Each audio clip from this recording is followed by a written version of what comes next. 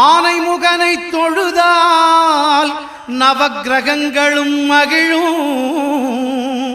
நல்லதே நடக்கும், நல்லதே நடக்கும்.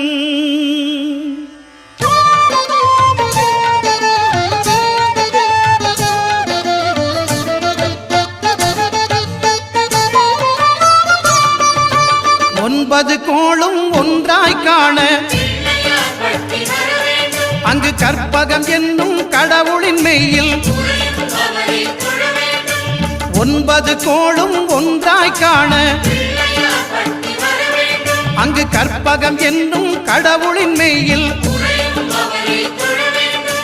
சூரியன் முதலாய் 9 கிரகமும் பலவித குணங்களை கொண்டிருக்கும். எங்கள் கற்பக தருவில் அவை வரும்போது ஒன்றாய் சேர்ந்து பலனளிக்கும்.